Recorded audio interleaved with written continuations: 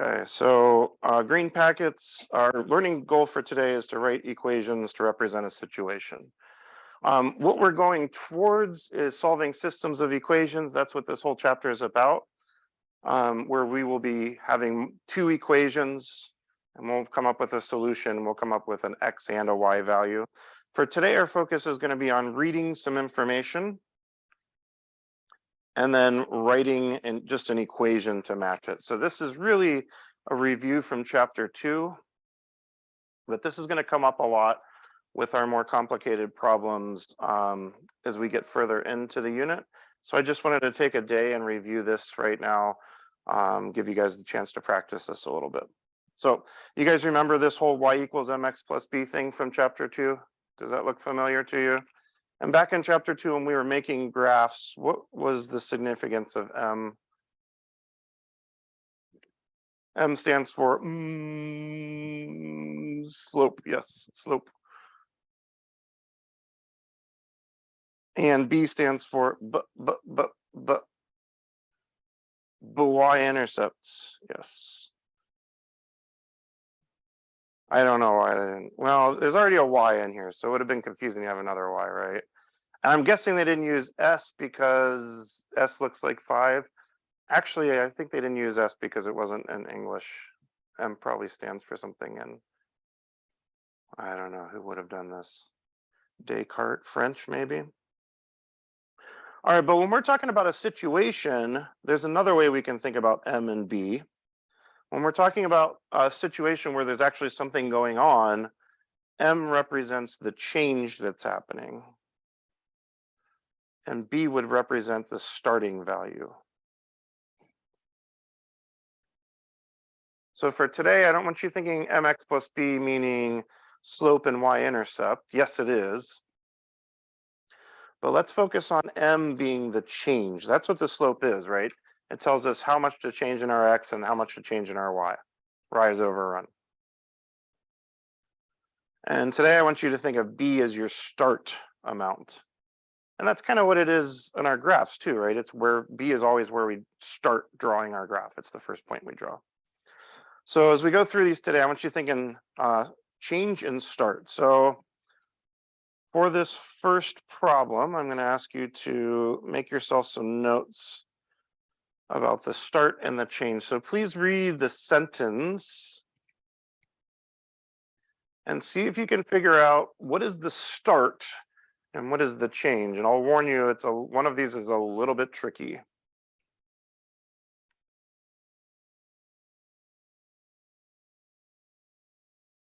You do not have your packet. Do you have your green packet? Did you leave early on Wednesday? You were here Wednesday. I remember meeting you. Is that it? Oh, good. Okay. That'll make things easier for you.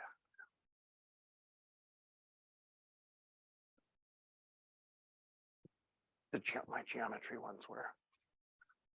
That's probably what you're thinking.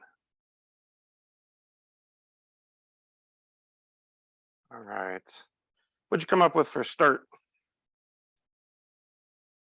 40. So the tree is 40 inches tall now. So yeah, our start would be 40. Anybody want to be brave and tell me what you think the change is? I'll tell you that this is tricky. What do you think? 10 over 3. Do you want to give me your reasoning, or I know I'm pushing you a little bit further, but it was awfully brave of you to suggest it.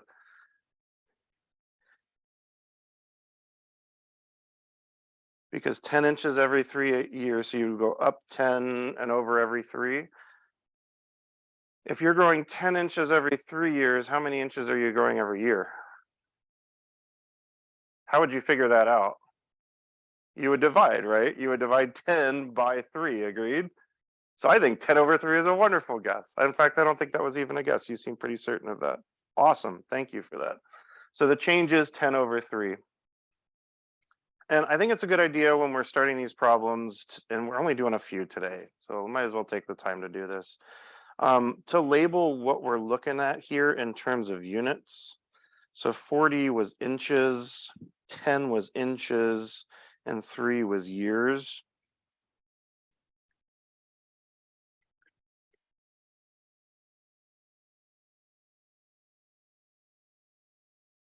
All right, since we have our start and we have our change, it should be pretty simple for us to write an equation, right?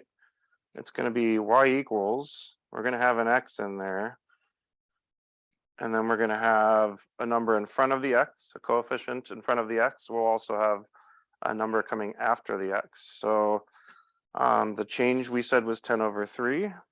That'll go in front of the x. Our start value was 40. That'll go at the end. And there we go. We wrote our equation. That wasn't too painful, was it? You feeling all right? All right, let's label here as well. What is y and what is x? What is the thing that is changing? The height of the tree is the thing that's changed. The tree is growing, right? So that's going to be what y is. Y is going to be the height in inches.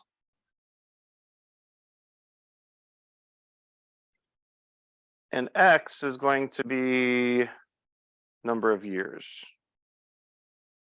So let's go ahead and label on our axes here so that when we're graphing this thing, we're doing the right axis for our y-intercepts.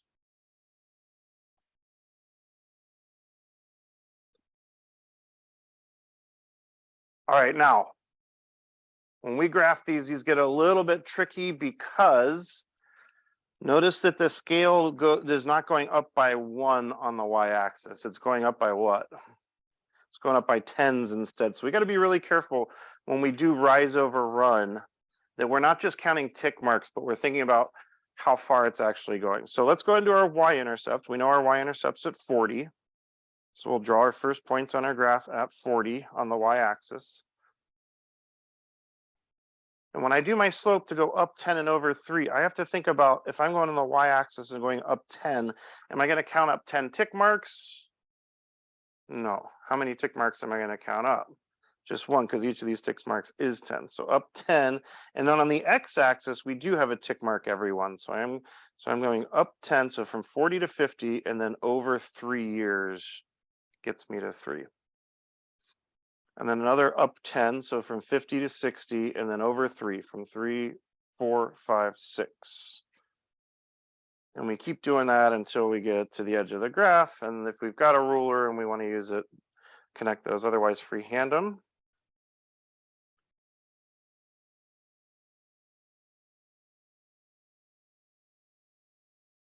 When we did this last week, I said it was a good idea to put arrows on both sides. I think there's definitely going to be an arrow there, right? The tree would continue growing past this, wouldn't it? Do you think we'd have an arrow on this side too? Maybe, yeah. Is it going to go all the way down though? It's going to stop at a certain point, right? The tree is not a negative. It's never going to be a negative, but so you can decide whether you want to put an arrow on the other end or not. All right, so this last one here is going to be important. I'm going to ask you to interpret some points on your graphs today. So they're asking us to interpret the point 9, 70. So go ahead and find that on your graph and circle it, please. 9, 70. So look for 9 on your x and 70 on your y, and find that point on your graph that would represent that. And when I say interpret it, I'm asking you to write me a sentence that has the numbers 9 and 70 and is about a tree. And maybe it would have inches and years in it too. So can you think about what does it mean that 970 is on our graph? What is the 9? What is the 70? And write me a sentence. And I'm going to get a couple suggestions here in just a second. I want to get everybody a chance to think about it on their own first, and then I'll come back to you in just a sec.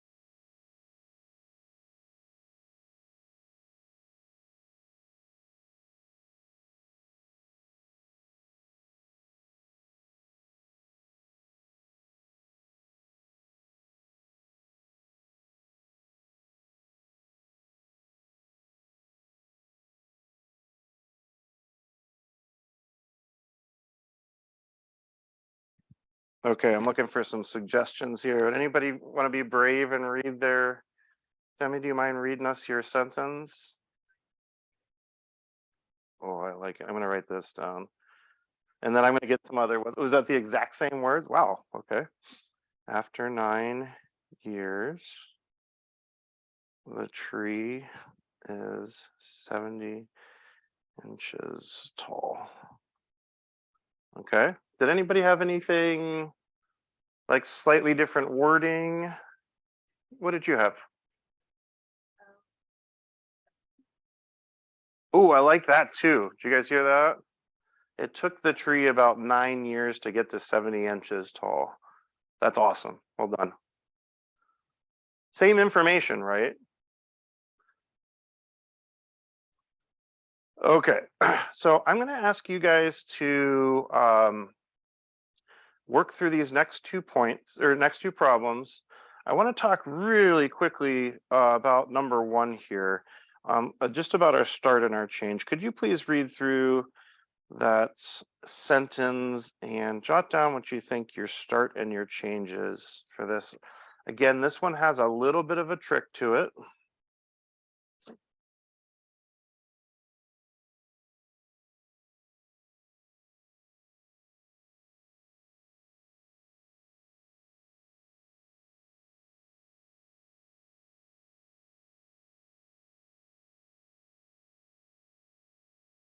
What do you guys think the start is? The start is 50, okay? And the change?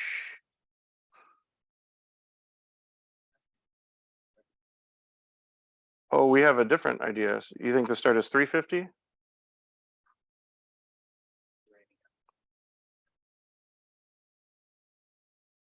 So what do you guys think? Is the start going to be 50 or 350? 350? No, I hear a lot of people saying 350. That doesn't necessarily mean it's right though, right? So we're looking for some change. Usually there's some kind of key words that tells you that this is how much something is changing. Do you see a keyword here that would tell you that 50 might be the change? Per minute? Okay, yeah, that does make me think of change, 50 per minute. So I do think the change is probably going to have something to do with 50. Am I going to write 50 here? No, what am I going to write instead of 50? I could write 50 over 1. It's something else. Well, can we agree the start is 350? Right? Now, what's happened with the swimming pool? We're draining it. I heard several people say draining. And when you think of draining a swimming pool, is that going to cause us to get more water or less water? Less water. So what's that mean about that 50? It does need to be a negative 50 this time. And when we do graph this, we're going to expect to see a line that's going downhill, right? It's going to start at 350 and it's going to be decreasing. So right now I'm going to give you guys a about 5 or 10 minutes to finish up problems 1 and 2. If you would like to move and work with somebody else while we're doing this, that's okay with me. We're going to come back together after this, go over these, and then I'm going to give you some time to work on your homework assignment. I am going to get you back together for the last 10 minutes or so of class, just to review something that's going to help us on Thursday. But just right now, your focus should be on 1 and 2. As soon as you get those done, if you still have a little bit of time before we come back together, go ahead and start on the homework, which I'll be passing back right now. Thank you. So number 1, the swimming pool problem, we talked about how it was going to be negative 50. I made some more notes on there about that being gallons per minute. Were you guys able to write the equation y equals negative 50x plus 350 for that one? And did your line look something like that? So the sentence that I wrote for the point 3 comma 200 would have been right here. Was after 3 minutes, there will be 200 gallons left. Did anybody write a different sentence with those 2 numbers? Different wording, same information? You could say something like there would be 200 gallons left after 3 minutes. Lots of different ways you could put that. The last question was, when will the pool be empty? When the pool is empty, that would mean there are 0 gallons left, right? So we'd be looking for a point on our line that had 0 gallons, which would be right here. And we can see that happens at a time of 7 minutes. So after 7 minutes, the pool would be empty because that's when there are 0 gallons left. Any questions about number 1? As I was walking around, it looked like everybody was on track with that one. The most common mistake that I did see on number 1, if you guys could look up here for a second, it's always important to recognize mistakes. In this class, you're going to hear me say nice job when I see people make mistakes. We want to make mistakes in class because that's how we learn, right? It's better to make them in class and learn from them than to make them on the test. So we can all learn from it when we see others make mistakes too. Some people were doing their line and they were counting they were counting down 1 and over 1. So I saw several people that their initial line looked like this, these dots here instead.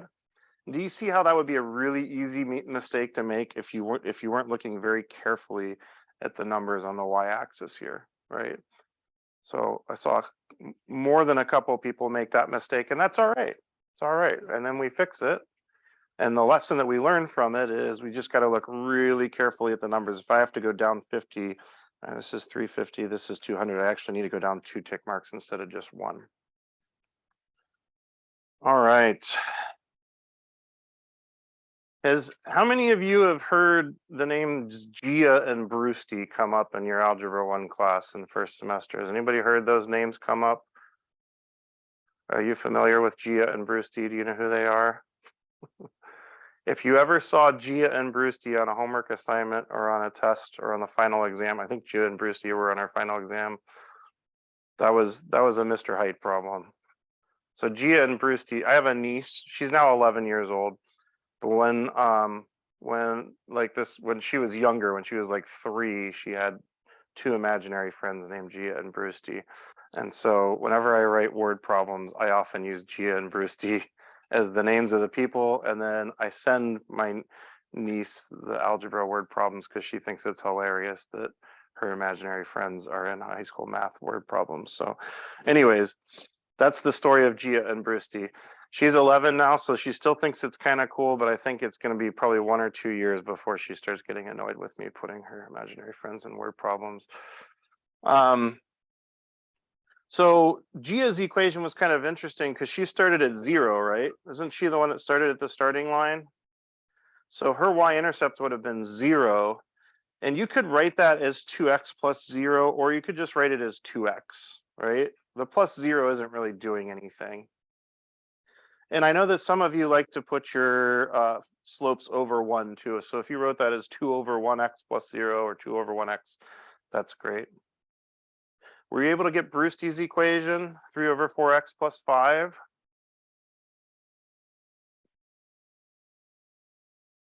And as I was walking around, it looked like most people were able to come up with that graph.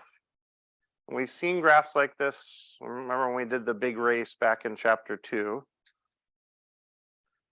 And what we're seeing on the graph here is their position. And I forgot to label here. I should do that. This is time.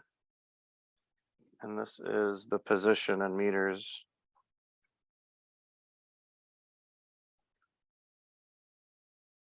So as we interpret this graph, we can see Gia's line here starts at 0 and goes up 2 every 1 minute. Where Brewsty's line starts at 5, because Brewsty got a 5-meter head start, goes up 3 every 4. The point 4, 8 is special because that's where the 2 lines cross each other.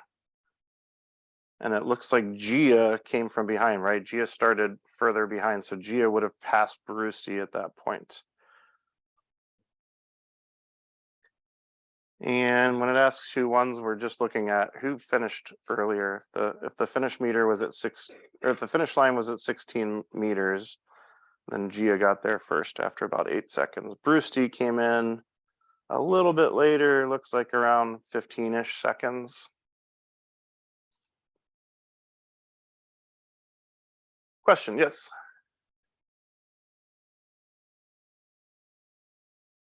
You know what? That's a really good point. That's a great question. So the question was, should I be putting this arrow at the end here? Is Gia going to keep going past the finish line? Maybe a little bit, but not forever and ever, right? So I think that's a great point. I think we should probably end it at the finish line and not continue on after it. Thank you for that. That was a great question. Other questions? All right, let me give you some instructions for the rest of our time here.